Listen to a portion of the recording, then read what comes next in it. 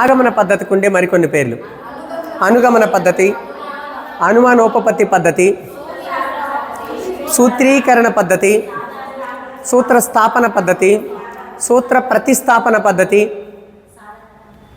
సాధారణీకరణం దాని పేరా? సాధారణీకరణాలను బోధించడానికి ఉపయోగపడద్ది. దానికి ఉండే పిక్ నేమ్స్, అర్థమైందా? Neck names. దానికి ఉండే మరికొన్ని పేర్లు, ఆగమన పద్ధతికి మరికొన్ని పేర్లు. ఇంపార్టెంట్ వచ్చి సూత్రీకరణ పద్ధతి, లేదా సూత్ర స్థాపన పద్ధతి, లేదా సూత్ర ప్రతిస్థాపన పద్ధతి, అనుగమన పద్ధతి, అనుమానోపపత్తి పద్ధతి. సో ఇలాంటి వాటిల్లో ఏ పేరైనా మిమ్మల్ని అడిగేదానికి అవకాశం ఉంది. దాని యొక్క విపర్యాయాన్ని ఏమంటాం మనం?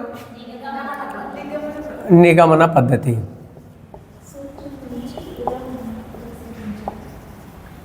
నిగమన పద్ధతి. దీన్ని ఇంగ్లీష్లో ఏమంటాం? డిడక్టివ్ మెథడ్ అని అంటాం. ఇంగ్లీష్లో డిడక్టివ్ మెథడ్ అని అంటాం. దీనికి ఉండే మరికొన్ని పేర్లేంది? Very good. సూత్ర ప్రయోగ పద్ధతి, ఇంకా సూత్ర పరీక్ష పద్ధతి అని కూడా అనొచ్చు. దీన్ని సూత్రాన్ని పరీక్షిస్తాం అన్నమాట. సూత్ర పరీక్షిస్తాం, టెస్ట్ చేస్తాం. ఎలా టెస్ట్ చేస్తాం? సూత్రంలో విలువలను ప్రతిక్షేపించి సో వచ్చినటువంటి ఆన్సర్ రైటా రాంగా అని చెప్పి చెక్ చేస్తాం మనం. అందువల్ల దీన్ని ఏమంటామంటే సూత్ర ప్రతిక్షేపణ పద్ధతి అని కూడా అంటాం. ఏమంటాం దీన్ని? సూత్రీకరణ అన్న, సూత్ర స్థాపన అన్న, సూత్ర ప్రతిస్థాపన అన్న ఆగమన పద్ధతి. సూత్ర ప్రతిక్షేపణ పద్ధతి చూడండి. నిగమన పద్ధతి, సూత్ర ప్రయోగ పద్ధతి, సూత్ర పరీక్ష పద్ధతి. ఎలా పరీక్షిస్తామంటే ప్రతిక్షేపించి, కాబట్టి సూత్ర ప్రతిక్షేపణ పద్ధతి అని అంటాం. అయితే ఈ పద్ధతిని గణిత చరిత్రలో ఏ శాస్త్రవేత్త ఎక్కువగా ఉపయోగించడం జరిగింది తన పరిశోధనలలో? యూక్లిడ్. అందువల్ల ఈ పద్ధతికి మరొక పేరేంది?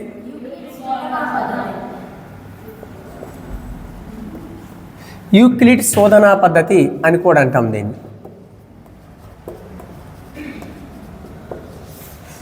ఓకేనా? సూత్ర ప్రయోగ పద్ధతి, సూత్ర పరీక్ష పద్ధతి, సూత్ర ప్రతిక్షేపణ పద్ధతి, యూక్లిడ్ శోధనా పద్ధతి అని కూడా అంటాం. సో ఇది ప్రీవియస్ డిఎస్సీలు అడిగినటువంటి క్వశ్చన్. యూక్లిడ్ శోధనా పద్ధతిగా పిలువబడేది ఏది అని అడిగారు. Very good. అలానే సూత్ర పరీక్ష పద్ధతిగా పిలువబడేది ఏది గతంలో అడిగినటువంటి క్వశ్చన్.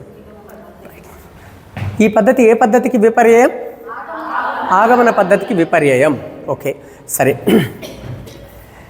ఈ పద్ధతిని ఉపయోగించి అరిస్టాటిల్ తర్కాన్ని ఒక ప్రత్యేక శాస్త్రంగా రూపొందించడం జరిగింది.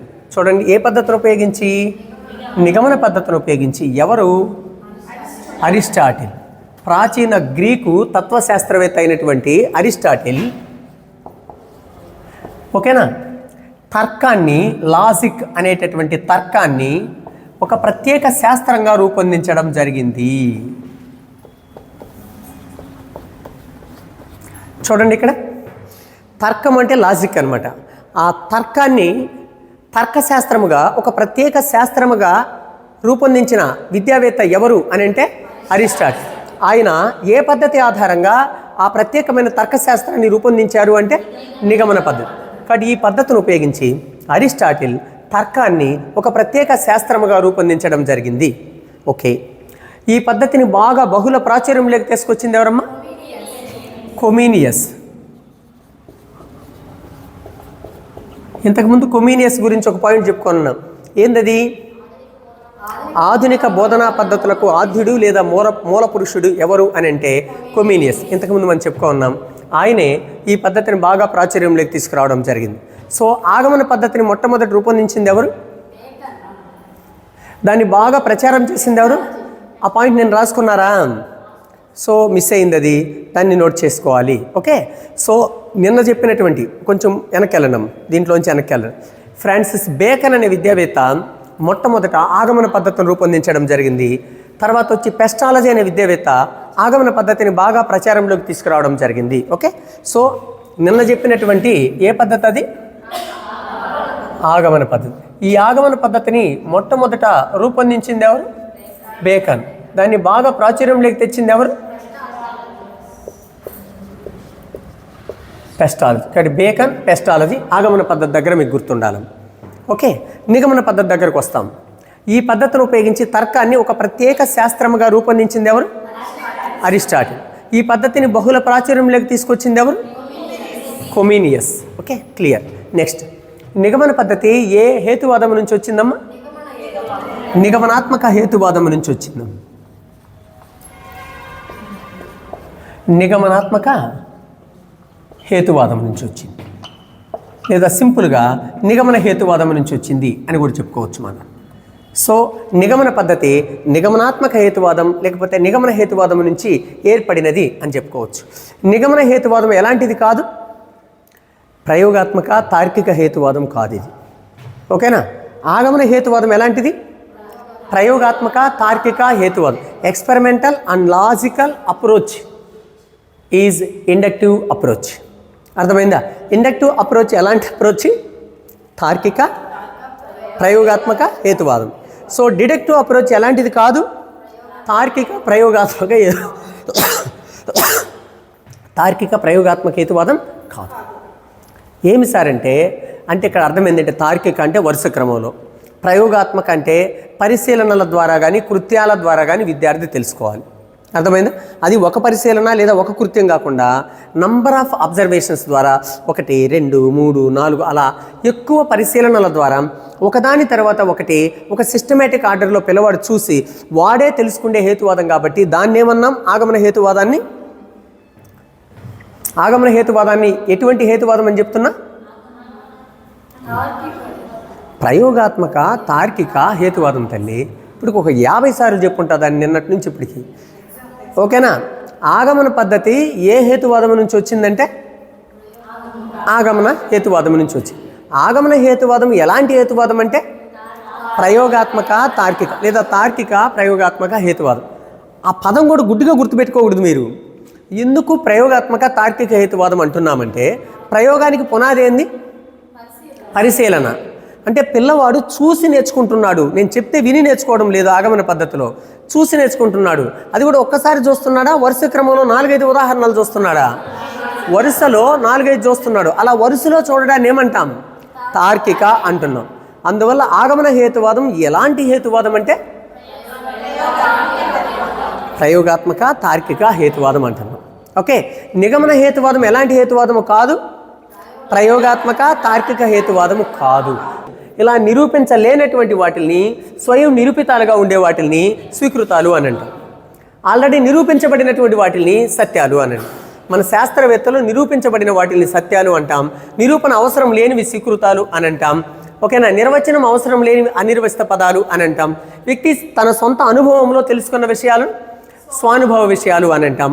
వాటి ఆధారంగా రాబట్టబడినటువంటిదే నిగమన హేతువాదం. వేటి ఆధారంగా? వీటి ఆధారంగా. ఇప్పుడు నేను బోర్డు మీద రాశానే, వీటి ఆధారంగా రాబట్టబడినటువంటి దానిని మనం ఏమంటామంటే నిగమన హేతువాదం అని అంటాం. నిగమన హేతువాదం ప్రయోగపూరితంగా కానీ తార్కికంగా కానీ దాన్ని రాబట్టలేము. ఇంతకుముందు ఆల్రెడీ నిరూపించబడిన సత్యాల ఆధారంగా రూపొందించబడే వాటిని లేదా సమస్యలు సాధించడాన్ని ఏమంటామంటే నిగమన హేతువాదం అని అంటాం.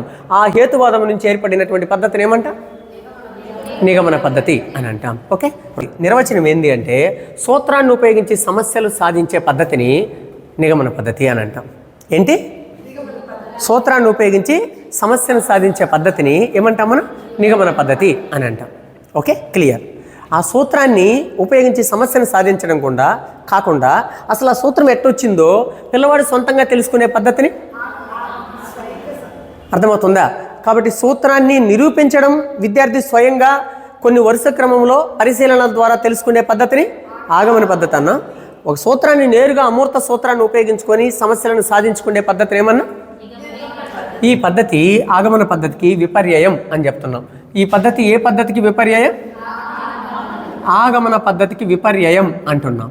అందువల్ల ఈ పద్ధతిలో ఉండే లక్షణాలు లేదా సూత్రాలు ఏంది అని అంటే, ఈ పద్ధతిలో ఉండే లక్షణాలు సూత్రాలు ఏంది అంటే ఆ పద్ధతిలో ఉదాహరణల నుంచి సూత్రం, దీంట్లో సూత్రం నుంచి ఉదాహరణ, ఆ పద్ధతిలో ప్రత్యేక అంశాల నుంచి సాధారణీకరణం. మరి ఈ పద్ధతిలో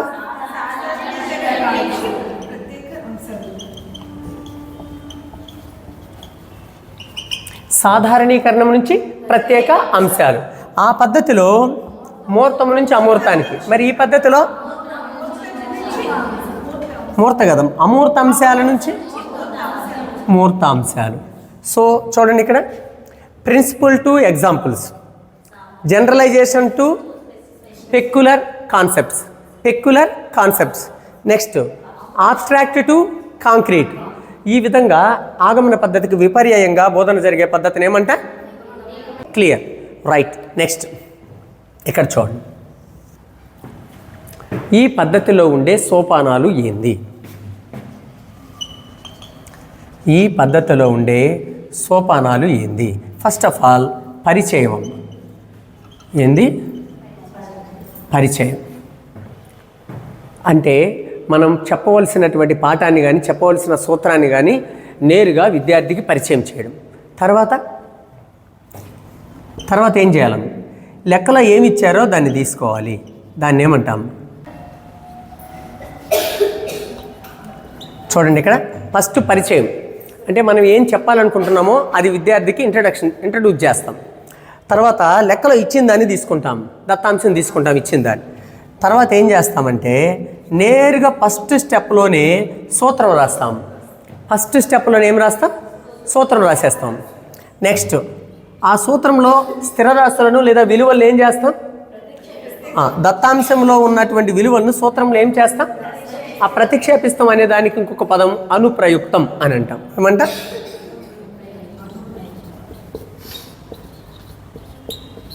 అనుప్రయుక్తం అని అంటాం.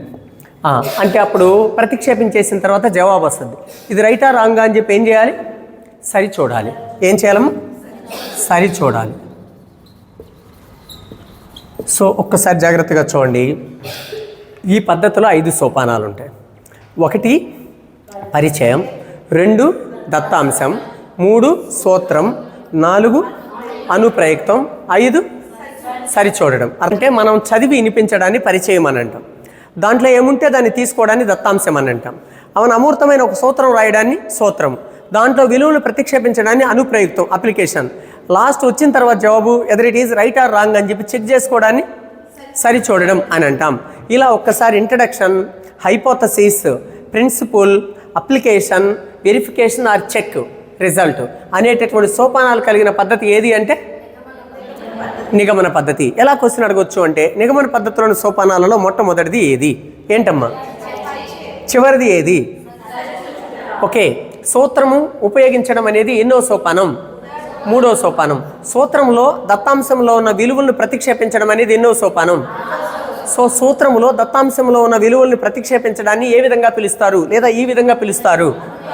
అనుప్రయుక్తం అని చెప్పి దీన్ని పిలుస్తారు. ఇలా 5 సోపానాలలో ఒక సమస్యను బోధించే పద్ధతిని ఏమంటారు? నిగమన పద్ధతి అని అంటాం. ఓకే. అందులోనే సూత్రం ఉపయోగించి కనుక సాధిస్తే అది ఏ బోధనా పద్ధతి అమ్మా? ఇప్పుడు say for example 3x - 4y whole square విస్తరించండి అన్నాడు అనుకోండి. ఏం చేస్తాడమ్మా విద్యార్థి? ఏం చేస్తారు విద్యార్థి? ఫస్ట్ స్టెప్లోనే a - b హోల్ స్క్వేర్ సూత్రం రాసుకుంటారు. చెప్పండి సూత్రం ఒకసారి చెప్పండి. Very good. అంటే బాగానే నాన్ మ్యాథ్స్లో కూడా బాగానే గుర్తున్నాయన్నమాట సూత్రాలు. సో రాసుకొని ఏ బదులు 3xని బి బదులు 4yని ప్రతిక్షేపిస్తారు. ఓకే. ఇది అలానే దీర్ఘచతురస్ర వైశాల్యం కనుక్కోండి, వృత్తం యొక్క చుట్టుకొలత కనుక్కోండి, ఇలాంటి లెక్కలు. Okay, clear. సో లెక్కలలో ఏదైనా సరే ఫస్ట్ స్టెప్లోనే సూత్రం ఉపయోగించారు అంటే అదే పద్ధతి, అది నిగమన పద్ధతి. సరే, ఇది కొంచెం ప్లేస్ అట్లా పెట్టుకోండి. ఒక్కసారి చూడండి జాగ్రత్తగా. ఎగ్జాంపుల్ నుంచి తరచుగా దీని మీద ప్రశ్న వస్తూ ఉంది. మొత్తం ఆపాదించేసి తర్వాత ఒక ప్రత్యేకంగా ఒక ప్లేస్ కానీ ఒక అంశం కానీ తీసుకొని ఓకే ఒక వాక్యం కనుక ఫ్రేమ్ అయ్యి ఉంటే ఈ వాక్యంలో ఇమిడి ఉండే పద్ధతి ఏది అంటే అదే పద్ధతి అమ్మ, నిగమన పద్ధతి. మొత్తానికి ఫస్ట్ ఉండి కాబట్టి దీనికి జరుగుతుంది అని ఒక ప్రత్యేకమైన అంశానికి గనక ఆ ధర్మాన్ని గనక అప్లై చేస్తూ ఉంటే ఆ వాక్యంలో ఇమిడి ఉండే పద్ధతి ఏది అంటే నిగమన పద్ధతి. ఫస్ట్ స్టెప్లోనే సూత్రం ఉపయోగించి సమస్యను సాధిస్తూ ఉంటే అలాంటి సమస్యను బోధించవలసిన పద్ధతి ఏది అంటే నిగమన పద్ధతి. ఇది ఎగ్జాంపుల్స్. ఓకేనా? ఉపయోగించే సందర్భాలు.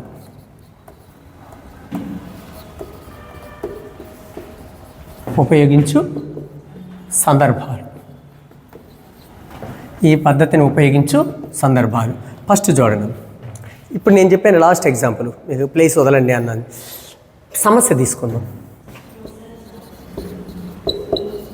సమస్యను స్టార్టింగ్లోనే సూత్రం ఉపయోగించి ఆ సమస్యను సాధించవలసి వస్తే అలాంటి లెక్క మీకు ఎగ్జామ్లో ఇచ్చి ఈ సమస్యను బోధించడానికి మిక్కిలి అనువైన పద్ధతి ఏది అంటే ఇంకా కింద ఎన్ని పద్ధతులైనా ఉండనివ్వండి, మీకు అనవసరం, అది నిగమన పద్ధతి.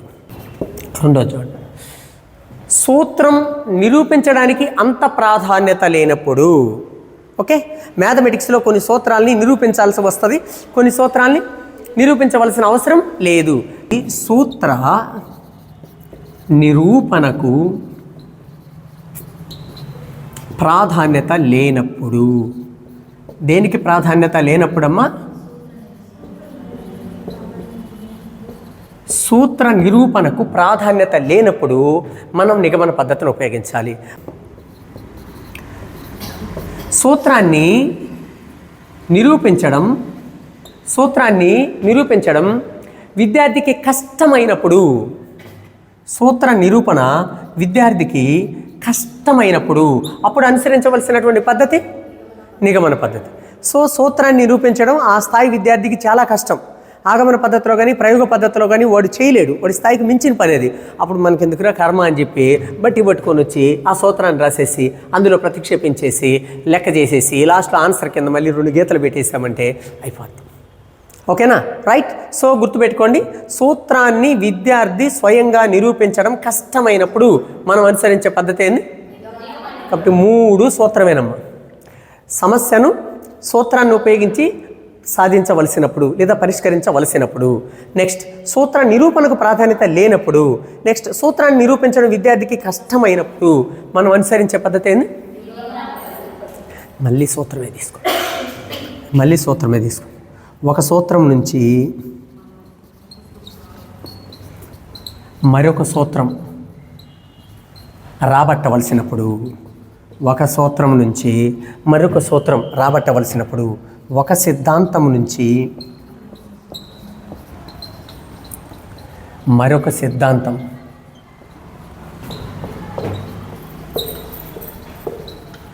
రాబట్టవలసినప్పుడు, ఇది కూడా సూత్రమేనా? మొత్తం 4 పాయింట్లు ఉండే సూత్రమే. ఒక పాఠ్యాంశాన్ని పునర్విమర్శ చేసే సందర్భంలో ఎక్కువగా ఏ పద్ధతిని ఉపయోగిస్తారు అని అడిగడం. ఏ పద్ధతి? నిగమన పద్ధతి. ఏం చేసేటప్పుడమ్మా? పునర్విమర్శ చేసేటప్పుడు ఎక్కువగా ఉపయోగించే పద్ధతి ఏది? సోషల్లో కూడా ఉందా మీదే. జూన్ నుంచి జనవరి వరకు, డిసెంబర్ వరకు రకరకాల పద్ధతుల్లో బోధించిన ఎగ్జామ్ పాయింట్ ఆఫ్ వ్యూలో మళ్ళీ ఫిబ్రవరి, మార్చి నెల రివిజన్ చేయాలి. ఈ రివిజన్ అప్పుడు మళ్ళీ నేను ఆగమన పద్ధతిలో చెప్తానంటే కుదరద్దా? ప్రాజెక్ట్ పద్ధతిలో చెప్తానంటే కుదరద్దా? కాబట్టి పాఠ్యాంశాలను పునర్విమర్శ చేయడానికి మిక్కిలి అనువైన పద్ధతి ఏది అని ఎగ్జామ్లో అడిగితే నిగమన పద్ధతి. ఓకే, షూర్, చాలా ఇంపార్టెంట్ పాయింట్. అలానే చూడండి, నాను బోధించిన అంశాలకు తుది రూపం ఇవ్వడానికి తోడ్పడేది. బోధించిన అంశాలకి ఒక తుది రూపం ఇవ్వడానికి తోడ్పడే బోధనా పద్ధతి ఏది అంటే నిగమన పద్ధతి. ఇదే ఇలా బోధించినటువంటి అంశాలను మనం వేరే వేరే పద్ధతిలో బోధించినప్పటికీ దాన్ని ఒక ఫైనల్గా విద్యార్థులు స్థిరపడేటట్లు తుది రూపానికి తీసుకురావాలంటే తోడ్పడేటటువంటి బోధనా పద్ధతి ఏదమ్మా? నిగమన. ఓకే, ఈ పాయింట్ని బేస్ చేసుకొని P = 100I/TR దీన్ని బోధించడానికి తోడ్పడే బోధనా పద్ధతి ఏది అని అడిగాడు. ఇది సూత్రం కాదా అని టక్కన ఏం పెట్టొస్తారమ్మా చాలామంది? తప్పది. ఇది సూత్రమే, కానీ ఇది ప్రధాన సూత్రం కాదు. ఆ సూత్రం నుంచి ఇంకొక సూత్రం ఇది. ఇలా ఒక సూత్రం నుంచి ఇంకొక సూత్రం చెప్పేటప్పుడు అనుసరించవలసిన పద్ధతి ఏది అంటే, కాబట్టి ప్రధాన సూత్రం లేదా మాతృ సూత్రం బోధించడానికి ఆగమన పద్ధతి అయితే దాని నుంచి వచ్చే సహాయక సూత్రం బోధించడానికి ప్రాథమిక అనుపాత సిద్ధాంతాన్ని ఉదాహరణల ద్వారా ఉపాధ్యాయుడు బోధిస్తే అదే బోధన పద్ధతి ఆగమన పద్ధతి. ప్రాథమిక అనుపాత సిద్ధాంతాన్ని ఉపాధ్యాయుడు తగినన్ని మూర్త ఉదాహరణల సహాయంతో బోధిస్తే అదే బోధనా పద్ధతి ఆగమన పద్ధతి. మరి దాని నుంచి వచ్చే విపర్యయం ఉందే, ఆ విపర్యయాన్ని బోధించడానికి అనువైన పద్ధతి ఎందుకంటే మొదటి సిద్ధాంతాన్ని ఆగమన పద్ధతి, దాని నుంచి వచ్చే మరొక సిద్ధాంతాన్ని కనుకైతే నిగమన పద్ధతి. ఇలా దీన్ని బేస్ చేసుకుని నంబర్ ఆఫ్ టైమ్స్ మనకి ఎగ్జామ్లో క్వశ్చన్ అడుగుతున్నారు. ఓకేనా. నెక్స్ట్, పునర్విమర్శకు అనువైన పద్ధతి ఏది? నిగమన పద్ధతి. ఇంతకుముందు బిట్ అడుగున్నాడు. బోధించిన అంశాలకు తుది రూపం ఇవ్వడానికి తోడ్పడే పద్ధతి ఏది? నిగమన పద్ధతి. ఇంతకుముందు బిట్ అడుగు. ఇది చిన్న పద్ధత, పెద్ద పద్ధత? సంక్షిప్త పద్ధతి. ఓకే, చిన్న పద్ధతి. అందువల్ల కాలము, వేగము, నైపుణ్యము, దక్షత అనేది పిల్లవాడిలో అభివృద్ధి చెందుతుంది. నెక్స్ట్, హై స్కూల్ విద్యార్థులకు అనువైనటువంటి పద్ధతి. నెక్స్ట్, ప్రాక్టీస్కి. నెక్స్ట్, ఆగమన పద్ధతిలో సూత్రం రాబట్టిన తర్వాత వాడికి ఇచ్చేటటువంటి అదనపు వర్క్కి, అంటే అనుబంధ కార్యక్రమానికి లేదా డ్రిల్ లేదా ఆవర్తనానికి అనువైనటువంటి పద్ధతి ఏది అంటే నిగమన పద్ధతి. అభ్యాసము అంటే అర్థం ఏంటంటే పిల్లల చేత ప్రాక్టీస్ చేయించేటప్పుడు అని అర్థం. నెక్స్ట్, అనుబంధ కార్యక్రమాలు అంటే అర్థం ఏంటంటే సూత్రం రాబట్టిన తర్వాత ఇంకా కొనసాగింపుగా చేసే పని అని అర్థం. నెక్స్ట్, ఆవర్తనం అంటే అర్థం ఏంటంటే ఒక సమస్యను 2-3 సార్లు చేపించడం. ఒక సూత్రం వాడిలో స్థిరపడాలంటే మళ్ళీ మళ్ళీ దాన్ని రిపీట్ చేయించడాన్ని ఆవర్తనం అని అంటాం. ఇలాంటి బోధనా సమయంలో ఉపయోగించదగిన పద్ధతి ఏది అని అంటే నిగమన పద్ధతి. Okay, right. నెక్స్ట్ చూడు, సూత్రాలు గుర్తుపెట్టుకోవాలి కాబట్టి దీంట్లో స్మృతిని పెంపొందించే పద్ధతి నిగమన పద్ధతి అని పెట్టుకుంటాం. నెక్స్ట్, తరగతి బోధనలో ఎక్కువగా ఉపయోగించే పద్ధతి ఏది అంటే ఇక్కడ తరగతి బోధనలో ఎక్కువగా ఉపయోగించేది నిగమన పద్ధతి. సో ఇందాక మనం చెప్పుకున్నట్టుగానే పునర్విమర్శకు అనువైనటువంటి పద్ధతి ఏది అని అంటే నిగమన పద్ధతి. ఏ సందర్భాల్లో ఉపయోగిస్తామంటే పునర్విమర్శ అని చెప్పుకున్నామే. రివిజన్కి ఎక్కువగా ఉపయోగపడే పద్ధతి ఏది అంటే నిగమన పద్ధతి. ఈ పద్ధతిలో విద్యార్థికి కలిగేటటువంటి అనుమానాలు నివృత్తి కావు. విద్యార్థికి కలిగేటటువంటి అనుమానాలు నివృత్తి కావు. Okay, clear. సో ఒక్కసారి జాగ్రత్తగా చూడండి. స్టార్టింగ్లోనే అమూర్తమైన విషయాలను బోధించడం సరైన చర్య కాదు. This is the one demerit. Next, రెండోది చూడండి. సూత్రం మర్చిపోతే విద్యార్థి ఆ సమస్యను వదిలేయాల్సిందే కానీ తిరిగి నిర్మించుకోలేడు. ఇది ఇంకొక డీమెరిట్. నెక్స్ట్, మూడోది ఏంది? ప్రాథమిక దశకు ఇది అనువైనటువంటి పద్ధతి కాదు, ఉన్నత దశలో దీన్ని ఉపయోగించవచ్చు. ఇది ఇంకొక డీమెరిట్. ప్రజ్ఞ, అవగాహనకి ఎక్కువ ప్రాధాన్యత ఇవ్వాల్సి వస్తే ఆ రెండింటికంటే స్మృతికి ఎక్కువ ప్రాధాన్యతనివ్వడం విద్యా విషయకంగా సరైనటువంటి చర్య కాదు. ఇది ఇంకొక డీమెరిట్.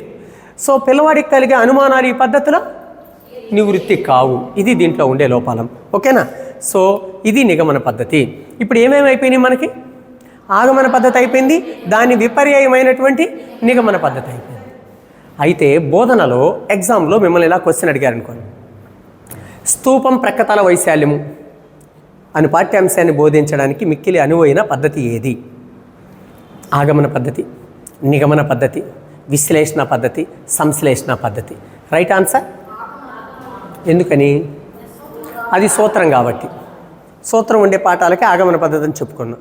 మరి ఇలా అడిగాడు అనుకోండి, స్తూపం ప్రక్కతల వైశాల్యం అను పాఠ్యాంశం బోధించడానికి మిక్కిలి అనువైన పద్ధతి. Same bit. ఆగమన పద్ధతి, నిగమన పద్ధతి, ఆగమన నిగమన పద్ధతి, నిగమన ఆగమన పద్ధతి.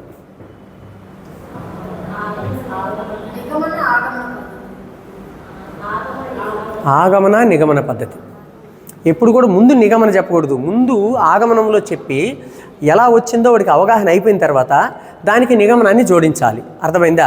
ఆగమన నిగమన పద్ధతి. కాబట్టి ఎగ్జామినేషన్లో సోషల్ అయినా, సైన్స్ అయినా, మ్యాథ్స్ అయినా ఏదో ఒక పాఠం ఇచ్చి దీనిని బోధించడానికి అనువైన పద్ధతి ఏది అని అడిగితే ఆ పాఠం నిర్వచనానికి చెందిందో, సూత్రానికి చెందిందో, సాధారణీకరణానికి చెందిందో, లేకపోతే ఒక సిద్ధాంతానికి చెందిన పాఠం కనుక అయితే విడివిడిగా కనుకుంటే ఆగమన పద్ధతి పెట్టాలి.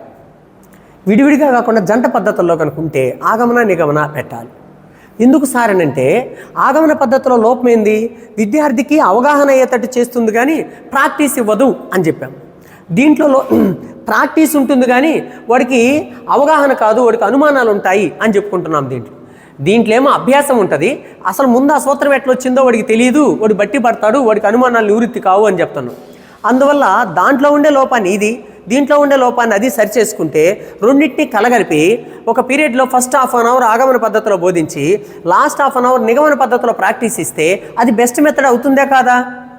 కాబట్టి ఆగమన పద్ధతికి నిగమన పద్ధతిని జోడిస్తే ఆగమన పద్ధతుల లోపాలను ఇది సవరిస్తుంది అని ఈ రెండు పద్ధతుల్ని సమన్వయం చేసిన విద్యావేత్త ఎవరమ్మా? డార్విన్. చార్లెస్ డార్విన్ అనే విద్యావేత్త ఆగమన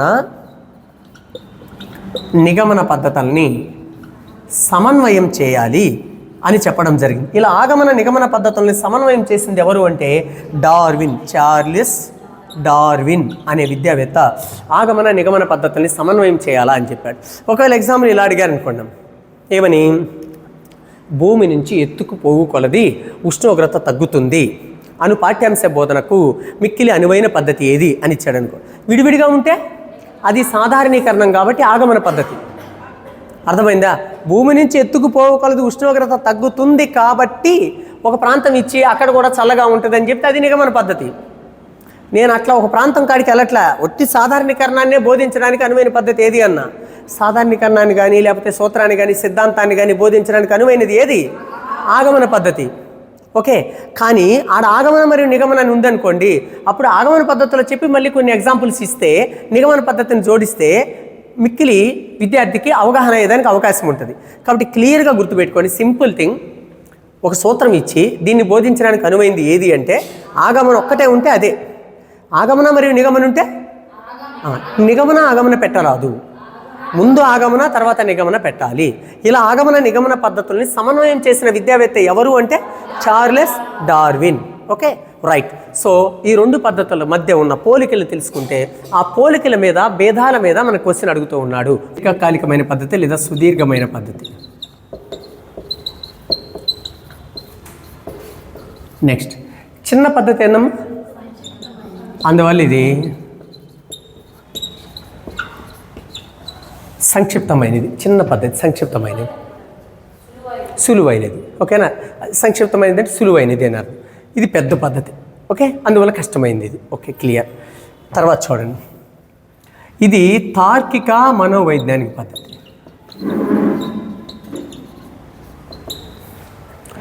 ఇది తార్కిక మనోవైజ్ఞానిక పద్ధతి. ఏది? సో ఆరంభ దశకు అనువైనది ఆగమనం అయితే ఆచరణ దశకు అనువైన పద్ధతి ఏది అంటే నిగమన పద్ధతి.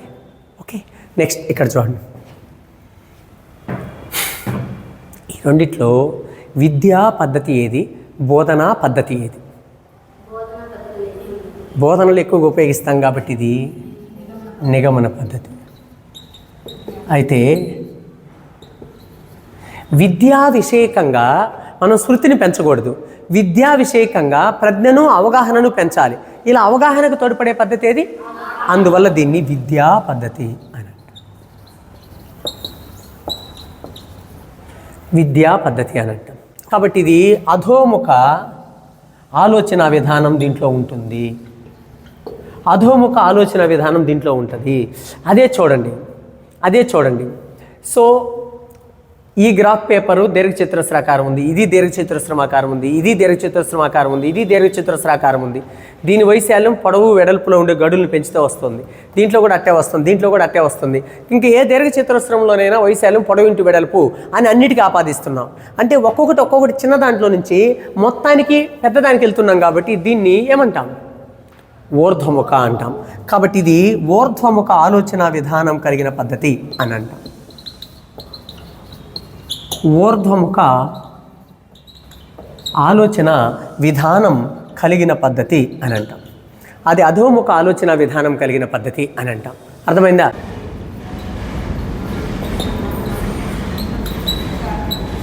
ప్రాథమిక దశకు అనువైనది, ఇది వచ్చి ఉన్నత దశకు అనువైనది. Okay, clear. సో ఈ విధంగా ఈ రెండింటి మధ్య పోలికలు భేదాల మీద ప్రశ్న అడిగితే చెప్పగలగాలి మీరు. సో ఇప్పటి వరకు చూడండి, క్వశ్చన్ వీటి మీద 3-4 సార్లు క్వశ్చన్ అడిగాడు. విద్యా పద్ధతి ఏది, బోధనా పద్ధతి ఏది, ఊర్ధ్వముఖ ఆలోచన విధానం ఏది, అధోముఖ ఆలోచన విధానం ఏది. ఇది చూడండి, అసలు ఆచరణ దశ, ఆరంభ దశ, దీని మీద 2-3 టైమ్స్ క్వశ్చన్ అడగడం జరిగింది. ఈ క్రింది వాటిలో ఏ పద్ధతి ఆరంభ దశకు మిక్కిలి అనువైనది, ఆచరణ దశకు అనువైనది ఏది, ఇలా ఎక్కువ సార్లు క్వశ్చన్ అడగడం జరిగింది. కాబట్టి ఉన్నది 4 పాయింట్లు. సో రిపీటెడ్గా మనకి ఎగ్జామ్లో క్వశ్చన్ అడుగుతూ ఉన్నాడు. చాలా